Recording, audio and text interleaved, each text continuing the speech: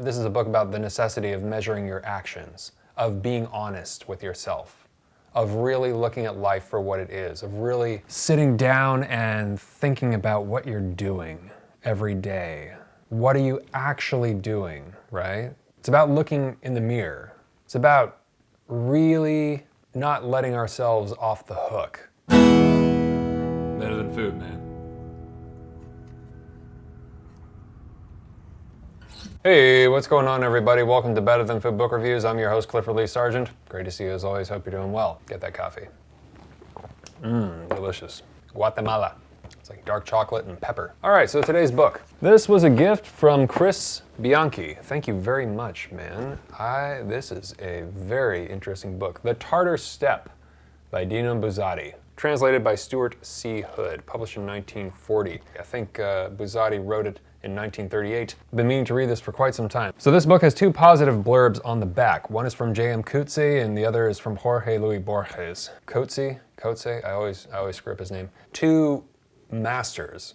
I don't need to tell you that. This is my first novel from Dino Buzzati, an Italian author, novelist, illustrator, and journalist. I believe it's his most famous novel. He was also a painter and a playwright, and interestingly, you know who did a production of one of Buzzati's plays was Camus, which is interesting because Buzzati's work is often compared to Camus. I know it's probably like really over-reviewed, but I would like to do The Stranger at some point. And I also want to do The Myth of Sisyphus, which this book has been compared to. So, but more on that later. He was born in Belluno, which is a northern Italian town in the mountains. So those surroundings were undoubtedly an inspiration for today's book, which takes place in the same region, it seems. So, the story is about one young man, a soldier, named Giovanni Drogo, who leaves his hometown and his family and his friends, having been stationed at the mysterious and kind of barren, foreboding Fort Bastiani in the mountains, next to a desert, this steppe, right? This kind of this desert plain, surrounded by these dramatic peaks and ridges. Speaking of ridges, today's review is sponsored by the Ridge Wallet. These things are awesome. They are light, sleek, industrial, holds up to 12 cards plus room for cash on the back. Also, if you prefer, you can switch out this strap for this cash clip, which is included. I prefer these, actually. I think they're pretty cool. This is the half-dome topographic model. This is laser etched on here. It's really cool. It maps out the summit of the Half Dome. Half Dome is actually a very famous part of Yosemite, and you can hike it, apparently, but I hear it's very challenging. If you're going to go on a hiking trip through the mountains, you want something durable. The durable material means that each wallet comes with a lifetime warranty. You can buy this one wallet and carry it for life. And if this didn't convince you yet, check out their 40,000 five-star reviews. In fact, the Ridge team is so confident you'll like it, they'll let you test drive it for 45 days. You can send it back for a full refund if you don't love it. Get 10% off your order today with free worldwide shipping and returns by going to ridge.com/betterthanfood and using the discount code betterthanfood. The link is below. Thanks a bunch. Anytime you purchase something from a sponsor of the show, using the link below, it helps keep the lights on, so to speak, so thank you very much. So young Giovanni Drogo travels by horseback through the dramatic terrain, and when he arrives, it's so weird, and these men are so strange and so dull, and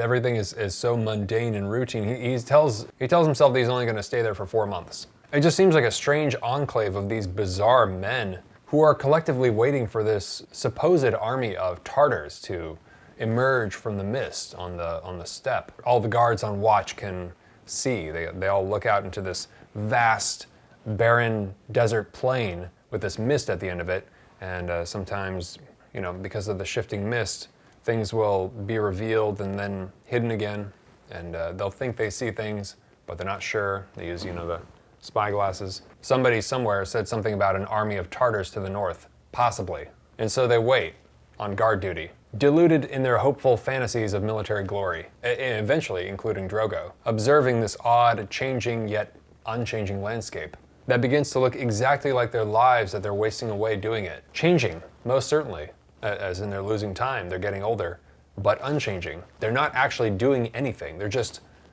waiting. Waiting for the day when their chance will arrive, waiting for someone or something to finally give their lives meaning, so they can live or die satisfied. It's the collective anxiety of a group of men waiting for war, which is to say they're waiting for life. They're waiting for something, anything to give their lives meaning. They're suffering. It was from the northern steppe that their fortune would come, their adventure, the miraculous hour which once at least falls to each man's lot. Because of this remote possibility, which seemed to become more and more uncertain as time went on, grown men lived out their lives pointlessly here in the fort. They had not come to terms with ordinary life, with the joys of common people, with a mediocre destiny. They lived side by side with the same hopes, never speaking of them because they were not aware of them, or simply because they were soldiers who kept to themselves the intimacies of their hearts. You know, it's interesting. But this is not limited to just soldiers. This is limited to like all of us, whether it's waiting for this or that. Waiting, waiting, waiting, waiting, waiting, waiting. But as you can hear, the writing is beautiful, you know? So 4 months go by and he doesn't leave, as I'm sure you could have guessed. Once later, he goes back home to see a woman he loved, or more of like had the potential to love, or so it seems, and it's awkward. And then he breaks that off. It's kaput. And he goes back to the fort. And he ends up staying for over 30 years. He's fallen in love with his hope for glory. I've been told that the military is actually this very routine, mundane job, government job, right? Where you're a pawn, and you're in no way guaranteed military glory. You know, even though that's what everybody signs up for. I've never been in the military, but I've just heard this. The reality is that it's very much yes sir, no sir, following orders. And when you have a group of men like that, kind of just waiting for something to happen, they start to go a little crazy. And sometimes a certain somebody just can't help themselves, and so instead of just waiting for something to happen, they make something happen. And just that situation occurs in the Tartar Steppe. Twice, actually. And the strange thing is that it doesn't really go anywhere, either time. Maybe the second has more of an impact on Drogo, actually. That would be the death of his friend Angustina. Sorry to spoil it, but it's not really much of a spoiler. But ultimately, it's ambiguous, kind of just like everything. The whole book is, in my opinion, ambiguous. The writer, Buzzati, states that Drogo is wasting his time, but I think it's actually, it's more complicated than that. I think it's more ambiguous than it may seem upon first read. I think he's leading you to jump to that conclusion, but I don't know if that's actually, I don't think that he thinks that's all there is. I don't think it's just a simple cautionary tale, so to speak. You ever hear this thing called hopium, this term being thrown around? It's a pretty accurate description of what these characters are experiencing, or perhaps what they're addicted to. It's the idea of people just waiting around, right? Hoping for things to get better, when there's no real discernible reason why things should get better. When I say people, I mean, you know, me, you, and all of us. There's that old Thoreau quote that comes to mind, of course, you know, the mass of men lead quiet lives of desperation. And this is a story about a group of men who want glory, who want meaning, who want to be fulfilled, who want to be satisfied, who want to validate their lives in battle. It's not even a question of living or dying, it's just a question of, for one split second, feeling that you are, that your life has meaning. That's more important to them than actually living. Meaning is of more importance to them than actual survival. Isn't that curious? As if living a life that was truly meaningless, or if it was revealed that it was truly meaningless, were so unbearable, so impossible to deal with, to reconcile with, that that they'd prefer death if only it would give their lives meaning, and are endlessly hoping for that day to come. But you know, I can just as well see the opposite point of view, you know? So what? And by that I mean, like, are they so bad for wasting their lives, you know, for wasting their time? Compared to what? What else is there to do? You know, I mean, it's like they're engaged in the act of living. Yeah, it's routine. Yeah, it's boring. But all of our lives are routine and boring. We're all doing the same shit every day. Most of us, for that matter. And those of us who aren't, who are living probably like exciting lives of glamour or adventure or whatever, probably deep down on the inside, behind closed doors, they're cracking at the seams, right? Who knows? A girl who won Miss America just chucked herself out of a fucking building in Manhattan. Just like threw herself off the balcony. 30 years old, beautiful woman. Success all around. Lawyer, Miss America, not to mention, like, you know, a celebrity, fashion model. I mean, like, you know, all these things, just dead. I'm not gonna forget that one soon. There's nothing about that that goes down easy. It's a hell of a metaphor for the current, you know, state of affairs here in America. Zoomed out far enough, and at the end of the day, as far as I can tell, it's all mundane and trivial. And any contestation of that fact is arbitrary. But that's not a bad thing. It's not a good or bad thing. It just is. It's just, that's life. It has nothing to do with good or bad, you know what I'm saying? I'm very grateful to Buzzati for writing this book, because he's written a beautiful book that has caused me to realize that I'm often living and behaving in a manner as if I'm going to live forever. And that's just absolutely not true. And my suspicion, you know, my theory, not that it's original in the slightest, is that the more I can realize that, the more I can internalize that and understand that, the better life will be. That's probably an oversimplification and I'm getting something completely wrong, but we're going to see what happens. That's something great art is capable of doing, I think. Allowing you to kind of quietly reflect on your own mortality. Not in a negative way, or even in a depressing way, although there are people who will say this book is depressing, and I can see where they're coming from.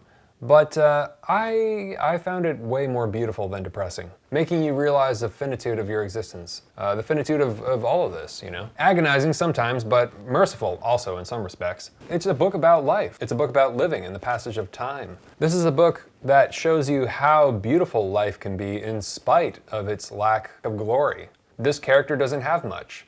A lot of us don't have very much.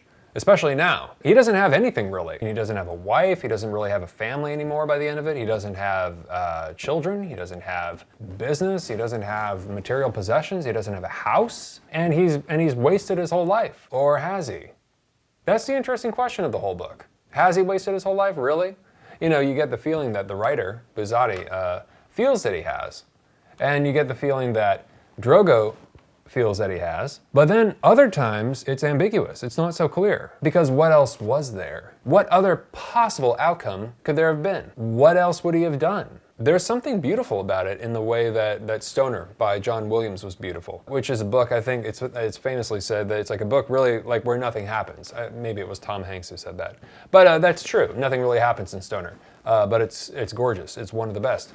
And same thing with this. Same thing with this. Very little actually happens, and yet the book, it's actually very engaging. Not always. There are slower parts, but you realize it's part of the whole mechanism. There's a reason for the tempo decreasing in certain areas of the book. It's a novel about, you know, many things, but above all, I think solitude. In every way, in the physical, in the psychological, and the ultimate truth that all our joys, you know, our ecstasies and our sufferings occur inside ourselves. They're not ever truly shared.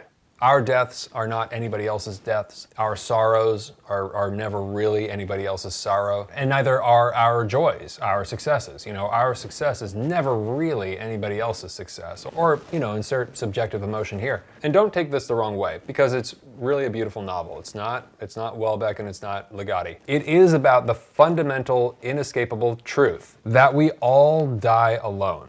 And the sun will rise the next day. No matter what our importance, no matter what our status, no matter what our, you know, our level of success, perceived success, ambiguous success, no matter how much money we have, no matter how at peace with ourselves we were or not, no matter how much we were loved, how much those around us love us, no matter how many people show up at our funeral, no matter what our importance, the world will continue to function and get along without us.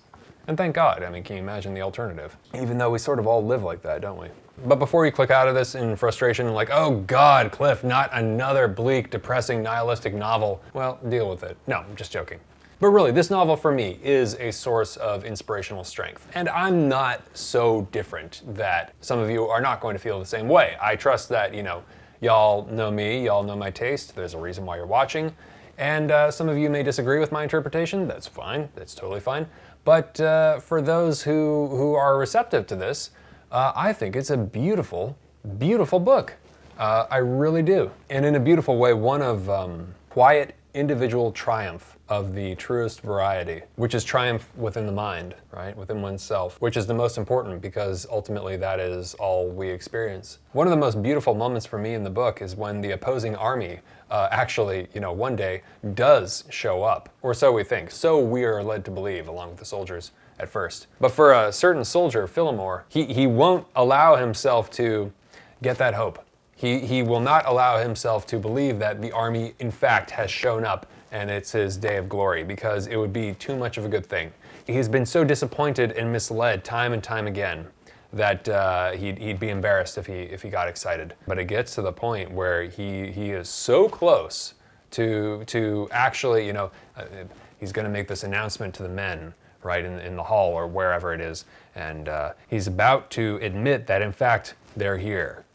They finally arrived. This is their day. This is his time. This is everybody's time. And he actually gets like a flush in his cheeks. I think he like blushes.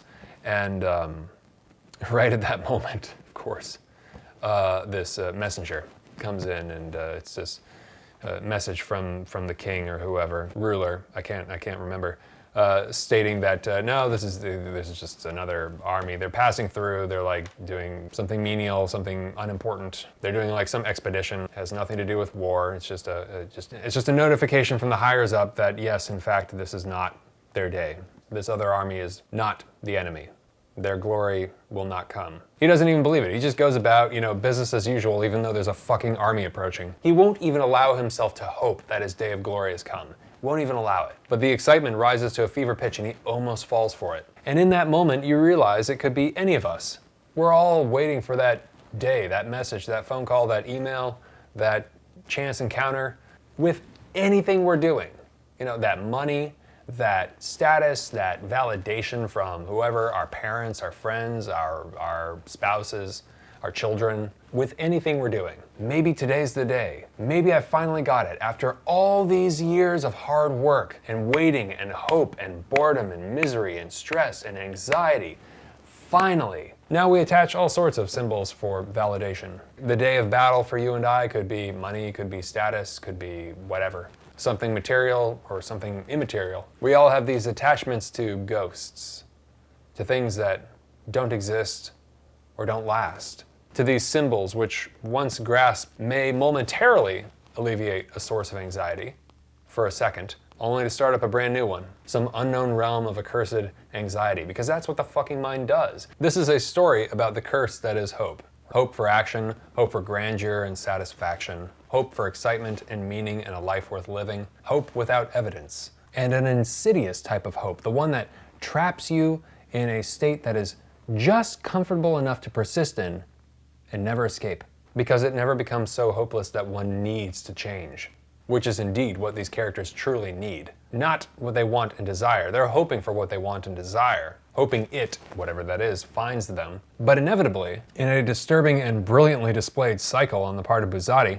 it absolutely does not find them. It absolutely does not find them, it never will find them, and they are doomed to repeat, transfer, and inherit the same curse, the hideous curse called hope. I know it all sounds hopeless and nihilistic and bleak, but I think if you stop to think about it for a second and you don't get triggered by the word hope, you'll understand what I'm saying.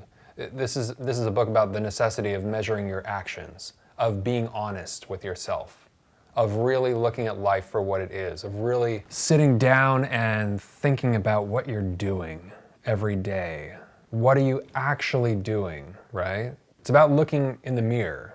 It's about really not letting ourselves off the hook, which we do, because, we're at the end of the day, at the end of our lives, we're really the only ones we have, in a sense, you know what I'm saying?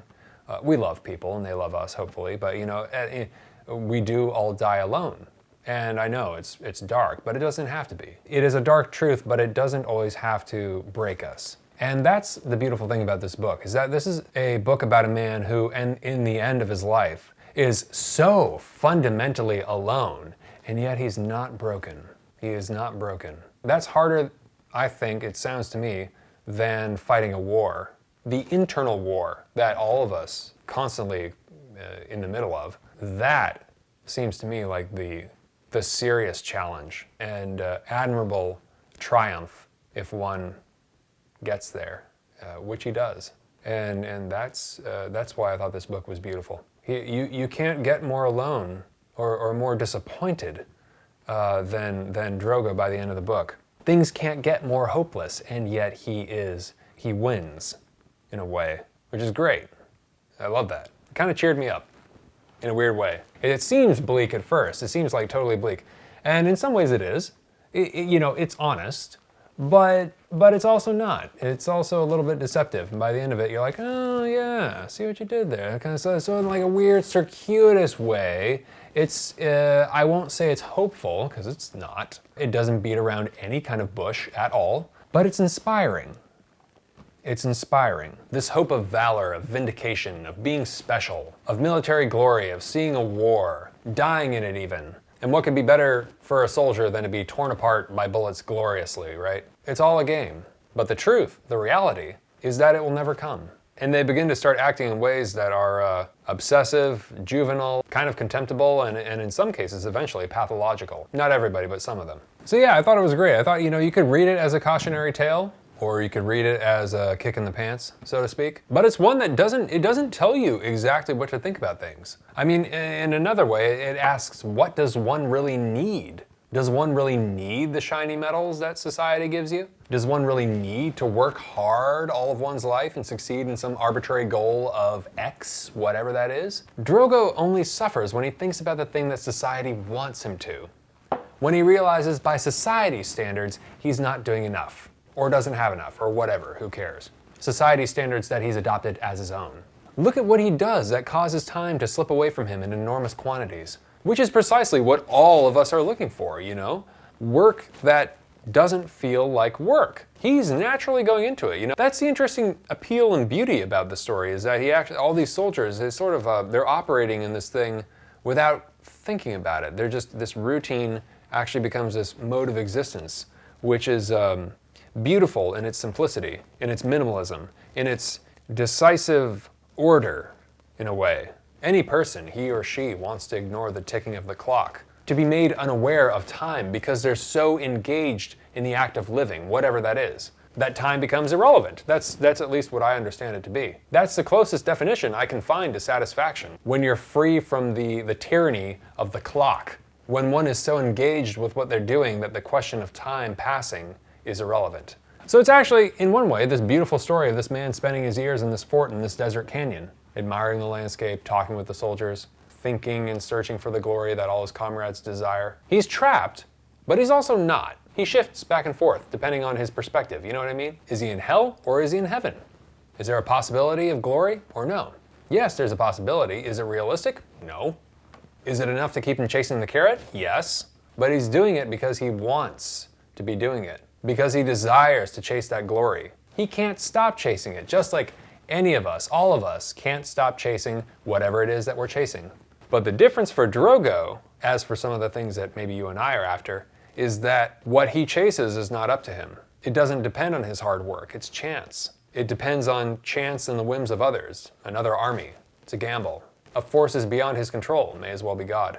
But other things are within our control, if we have the desire for them, if the desire is strong enough. But if it's not there, it's not there, is it? And if the desire isn't there, then one doesn't get it, whatever it is. Better than food, definitely. Definitely better than food. I highly recommend it. I thought it was a fucking terrific book.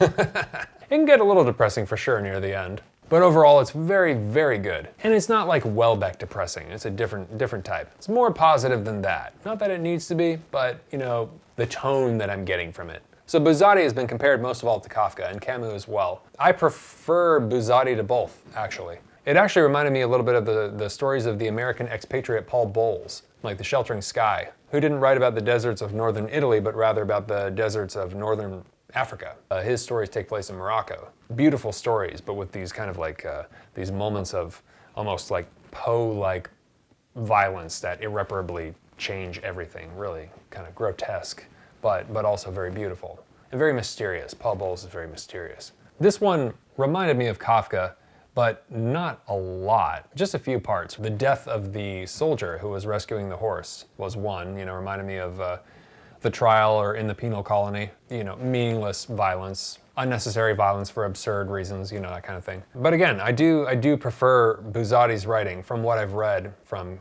Kafka and Camus. Buzzati is much warmer than Kafka, more enjoyable to read, in my opinion. Camus is more detached, though I've not read The Myth of Sisyphus, which this one is compared to. I thought it was a very real, very inspiring book. Very beautiful in its own way. But what did you think, dear viewer? So what did I dislike?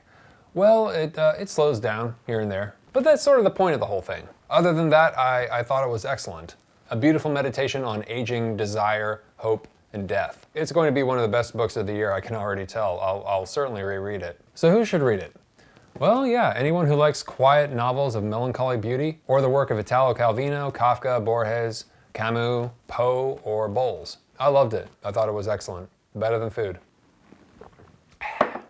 Coffee time. For those of you who are new, I take the names of all the patrons on Patreon who have donated $5 or more per video to the show, and I place their names in this mason jar, and whoever's name is pulled out is sent a hard copy of the book I'm reviewing, plus a bag of coffee, roasted by yours truly. And the coffee is delicious. Seriously, I love this one. If you would like to get in on that and help support the show, I sincerely appreciate it. Thank you. You can check out the tier information and click on the link below and donate $5 or more per video, and I sincerely appreciate it. $1 or more will get you access to the Patron-Only Reviews, the Discord channel, and the Better Than Friday newsletter that I send out every Friday, which is just a list of things that I'm interested in at any given time that I send out once a week. Could be books in the pipeline, music, films, changes week to week. And now the monthly live stream Q&A sessions, which I'm going to do once a month. And we're going to see how that goes. So, wish me luck. Unfortunately, international shipping is not included. Sorry about that. Thank you very much to all the patrons, and best of luck. Okay, here we go. Charles S. Thanks so much, Charles. Really appreciate all your support. You're going to receive the Tartar Steppe by Dino Buzzati, plus a bag of coffee, roasted by yours truly, and I hope you love both. Thank you so much. Please subscribe if you have not already, and hit the thumbs up if you enjoyed this, and always remember, bring a book wherever you go. All right, take care of yourselves, have a great night, talk to you soon, ciao.